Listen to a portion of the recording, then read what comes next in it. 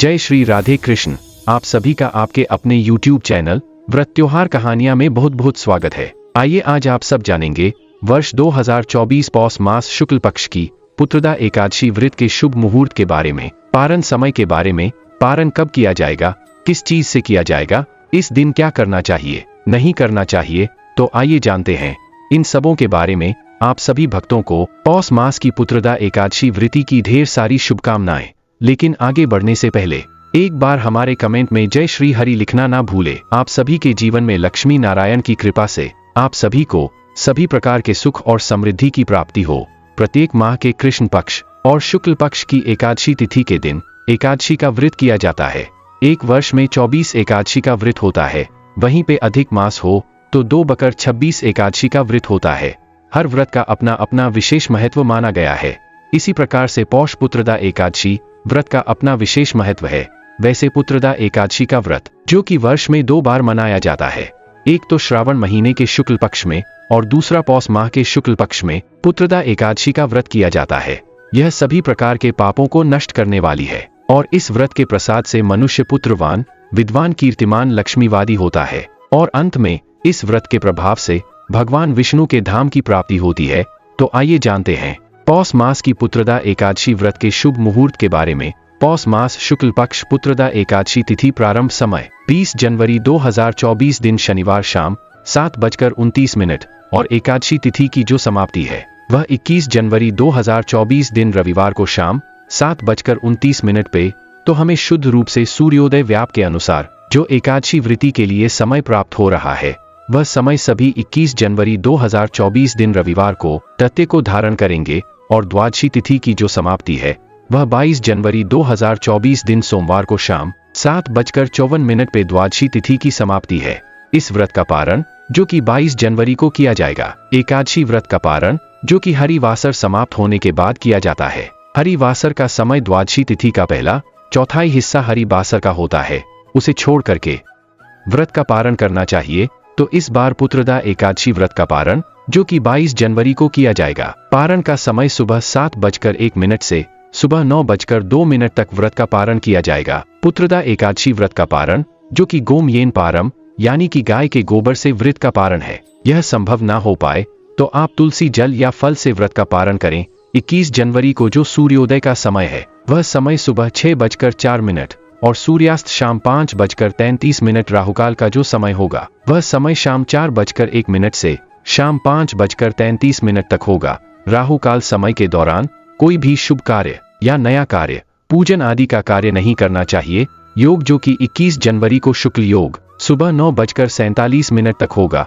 उसके बाद ब्रह्मा योग होगा। एकादशी तिथि के दिन इस बार जो कि द्विपुष्कर योग भी बन रहा है जो कि सुबह 3:52 से अगले दिन सुबह 7:01 तक होगा। और 22 जनवरी को सर्वार सिद्धि योग और अमृत सिद्धि योग भी बन रहा है जो कि सुबह 7:14 से अगले दिन सुबह 4:58 तक होगा। तो इस बार बड़ा ही अच्छा योग बन रहा है।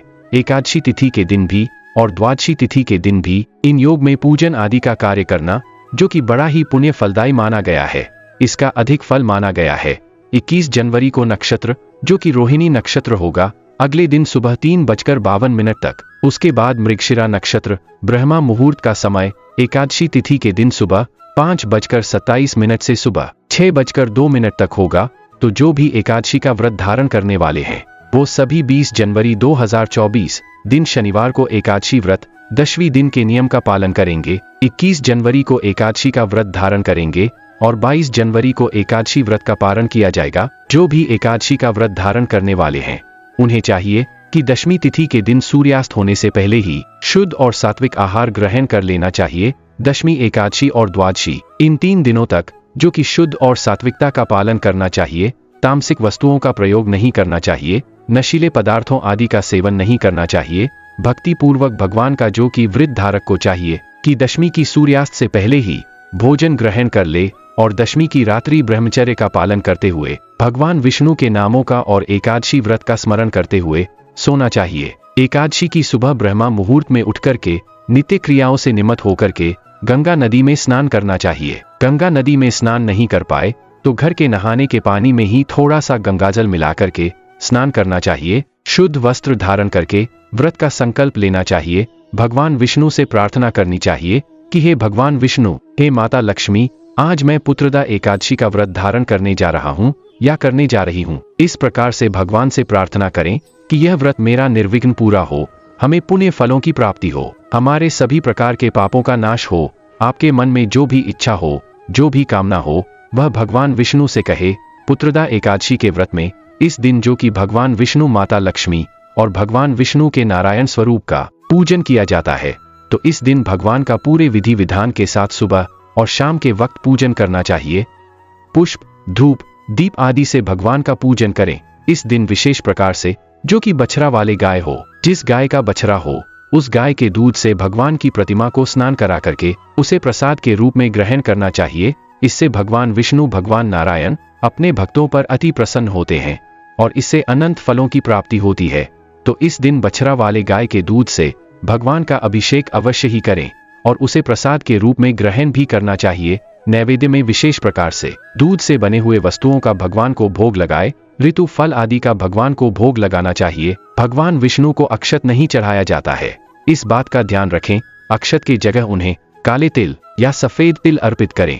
भगवान को तुलसी अवश्य ही चढ़ाएं। बिना तुलसी के भगवान विष्णु का पूजन संपन्न नहीं माना जाता है, तो तुलसी भगवान विष्णु को अर्पित करें और फिर पुत्रदा एकादशी व्रत का कथा श्रवण करनी चाहिए, भगवान की आरती करनी चाहिए। इससे भगवान विष्णु अपने भक्तों पर अति प्रसन्न होते हैं।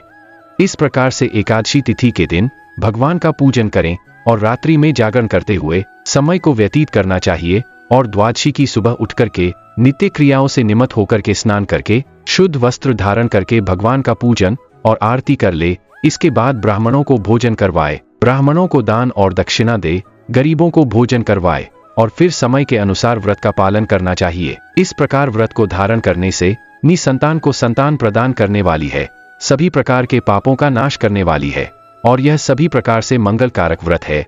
व्रत के दौरान कुछ बातों का ध्यान रखना चाहिए। एकादशी तिथि के दिन और दशमी तिथि के दिन जो कि चावल ग्रहण बिल्कुल भी नहीं करनी चाहिए। इस दौरान तामसिक वस्तुओं का, नशीले पदार्थों का सेवन नहीं करना चाहिए।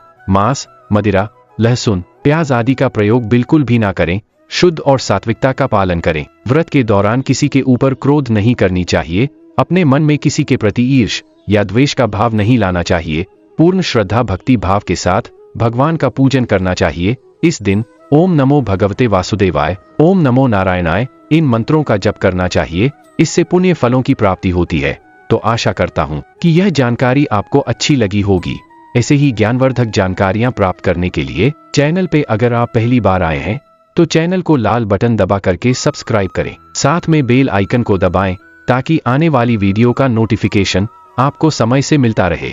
वीडियो को लाइक करें, शेयर करें। सुखी रहे और स्वस्थ रहे। जय श्री राधे कृष्ण।